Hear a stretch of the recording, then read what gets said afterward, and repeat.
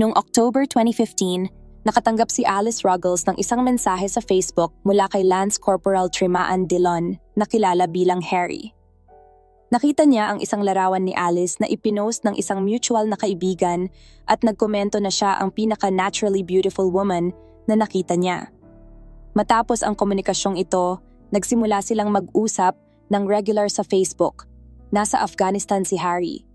Madalas siyang magpadala ng mga bulaklak kay Alice na may kasamang matamis na mensahe at siya naman ay madalas magpadala ng mga care package sa Afghanistan. Nang bumalik siya sa UK mula sa kanyang misyon sa Afghanistan, naging mas seryoso ang relasyon nila at opisyal silang naging magkasintahan. Kilala si Alice bilang isang palabiro, tiwala sa sarili at charismatic na tao bago niya nakilala si Harry. Ngunit nang bumalik si Harry sa UK, nagsimulang magbago si Alice at naging isang tahimik, insecure at mas introverted na tao. Inilarawan ni Harry ang kanyang sarili bilang isang romantikong lalaki sa simula ng kanilang relasyon. Ngunit habang lumalalim ang relasyon, unti-unti niyang ipinakita ang kanyang pagiging controlling na tao. Ayon sa mga eksperto, ang mga stalkers at mga abusado ay kadalasang unti-unting nagpapakita ng kanilang tunay na ugali, na parang unti-unting tinatanggal ang mga balat ng sibuyas. Sa ganitong paraan, pakiramdam mo ay pinapalaki mo lang ang mga maliliit na insidente. Kailangan nilang magsimula bilang isang mabuting tao upang magtagal ang relasyon hanggang masiraan ka ng bait. Nagsimulang emosyonal na abusuhin at kontrolin ni Harry si Alice nang bumalik siya sa Edinburgh na nasa 2 oras na distansya mula sa Gateshead.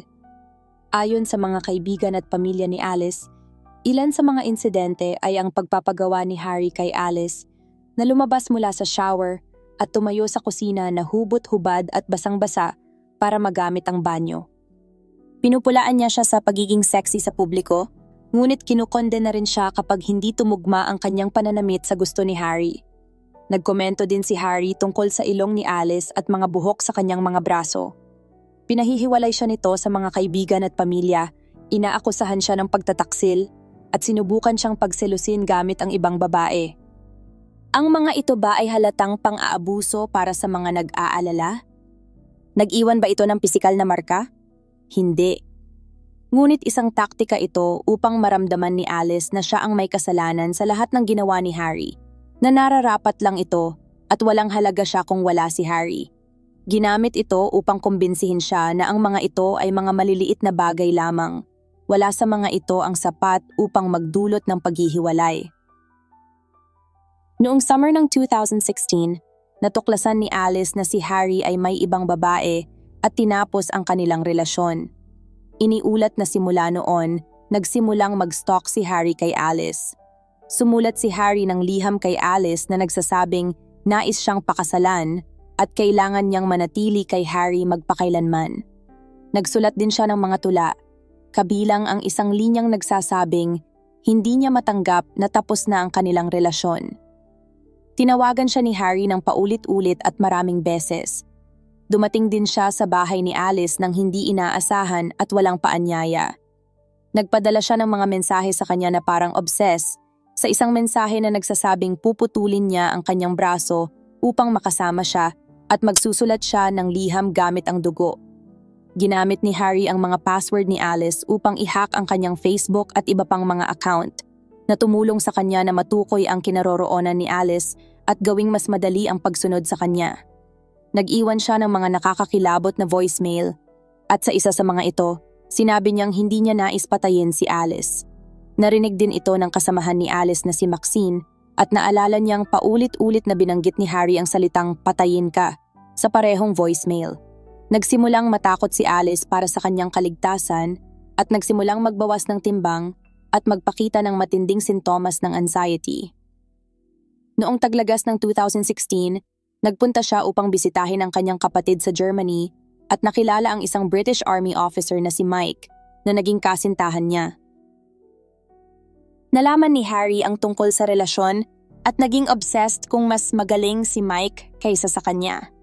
Nakipag-usap siya sa mga kaibigan tungkol dito at tinanong sila kung iniisip nilang mas magaling si Mike. Upang sirain ang relasyon, Nagpadala siya ng mensahe kay Mike sa Facebook. Sinabing si Alice ay patuloy na nakikipag-date sa kanya at sinabi niyang mahal pa rin siya at tinanong ni Harry si Mike kung saan sila nagtatagpo upang malaman kung niloloko siya ni Alice. Nag-imbento siya ng mga mensahe mula kay Alice sa WhatsApp at ipinadala ang mga screenshot kay Mike upang ipakita na patuloy na nakikipag-ugnayan si Alice kay Harry at sinasabi pa niyang mahal pa niya si Harry. Sa halip na masira ang relasyon, naging mas matibay pa ito sa pagitan nila ni Mike. Naging desperado si Harry na mapasa kanyang muli si Alice. Noong September 30, 2016, nag-iwan si Harry ng isa pang voicemail na nagmamakaawa kay Alice na tawagan siya. Nang hindi siya tumugon, nag-drive siya papunta sa bahay ni Alice at kumatok sa mga bintana at pinto nito. Nang hindi siya sumagot, nag-iwan siya ng mga bulaklak at tsokolate at tumawag muli mula sa kalsada. Sa mensaheng ito, ipinakita niyang bukal sa puso siyang humihingi ng tawad. Sinabing alam niyang ayaw ni Alice makipag-usap sa kanya. Ngunit ang pagdadala ng bulaklak ay kaunting paraan para ipakita ang kanyang paghingi ng tawad sa patuloy na pangangulit.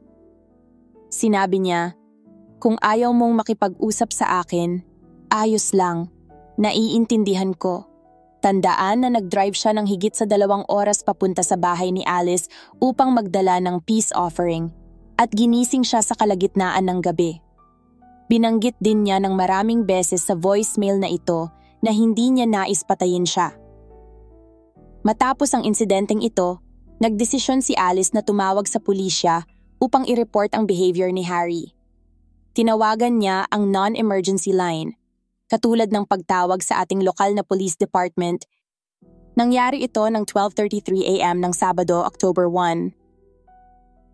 Sinabi ng operator kay Alice na maaari siyang magpunta sa isang solicitor at kumuha ng restraining order o maaari nilang ipasa kay Harry ang isang PIN notice. Isang babala na nagsasabing itigil na ni Harry ang pakikipag-ugnayan dahil tinawagan na ni Alice ang pulisya. Ngunit nasa kanyang desisyon ito. Nakakatakot na magtawag at mag-report ng isang tao na nang-i-stalk o nang-aabuso. Maaaring nararamdaman na ni Alice na siya'y nagiging tanga. At sinabi pa nga niya sa tawag na ito na maraming beses nang hiningi ng mga kaibigan niyang mag-report siya sa pulisya.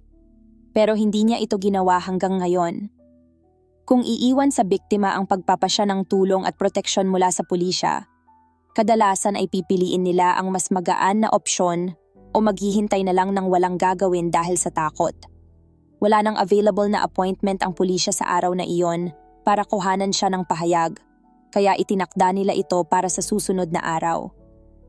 Sinabi ni Alice sa kanyang roommate na nararamdaman niyang siya ay binabaliwala ng mga pulis at iniisip kung bakit pa siya tumawag.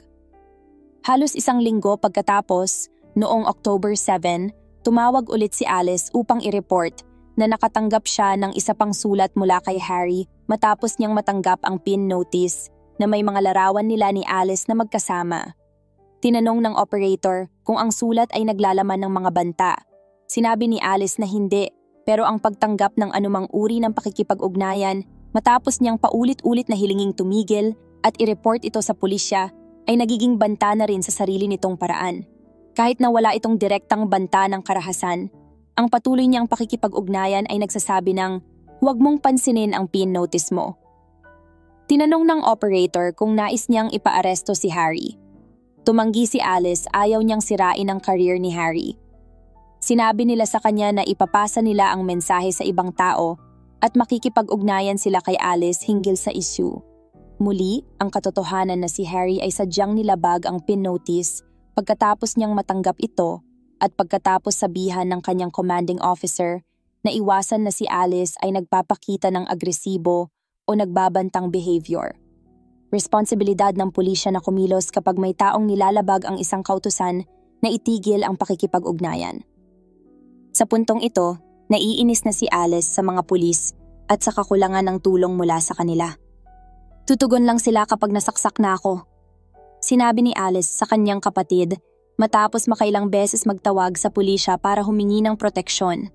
Noong October 10, nagmaneho si Harry mula sa kanyang barracks papunta sa apartment ni Alice at kumuha ng 2 larawan niya habang nasa banyo siya sa pamamagitan ng bintana. 9 na araw pagkatapos matanggap ni Harry Dillon ang pin notice mula sa pulisya, tumawag si Maxine, ang roommate ni Alice, sa 999 sa panic para i-report na nakita niyang duguan at walang malay si Alice sa kanilang flat. Noong October 12, nagmaneho si Dillon mula Edinburgh at dumating malapit sa apartment ni Alice, naghihintay na makauwi siya. Habang naghihintay, nagpapadala siya ng mensahe sa ibang babae upang mag-ayos ng isang date kalaunan sa Scotland. Pagkatapos, bandang 6:00 ng gabi, umakyat siya sa pader at pinilit pumasok sa apartment ni Alice sa pamamagitan ng bintana. Sa loob ng bahay, kinuha ni Dillon ang isang matalim na kutsilyo sa kusina at tinutok ito kay Alice, na nauwi sa isang madugong pag-aaway. Ang pinto ng banyo ay may mga bakas ng paa na nagpapakita na si Alice ay nagtago sa loob ng banyo, ngunit puwersahang binangga ni Dillon ang pinto at pinasok ito. Nang bumalik si Maxine, ang ka-roommate ni Alice, natagpuan niya ang katawan ni Alice sa banyo.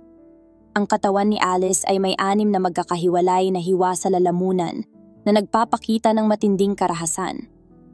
Matapos matuklasan ni Maxine ang katawan ni Alice, agad niyang tinawag ang mga pulis at inilahad ang lahat ng nalalaman niya tungkol kay Dillon. Agad na inaresto si Dillon sa kanyang barracks ilang oras lamang pagkatapos ng insidente habang sinusubukan niyang umakyat mula sa pader. Matapos ang paglilitis, nahatulan si Harry Dillon ng murder. Inilarawan ng hukom ang brutal na pag-atake bilang ganap na barbaric at inilarawan ng pamilya ni Alice si Dillon bilang isang malupit at manipulator na bully. Si Dillon ay nahatulan ng habambuhay na pagkakabilanggo at maglilingkod ng hindi bababa sa 22 years sa bilangguan. Maraming ex-partner ang nagpapakita ng mga uri ng stalking behavior upang subukang balikan ang kanilang mga partner, at hindi lahat sa kanila ay nagiging obsessive. Kapag pinayuhan ng pulis, mga 50% ng mga stalker ay agad natitigil sa kanilang pag-uugali, ngunit ang mga hindi tumitigil, tulad ni Dillon, ay maaaring maging lubhang mapanganib.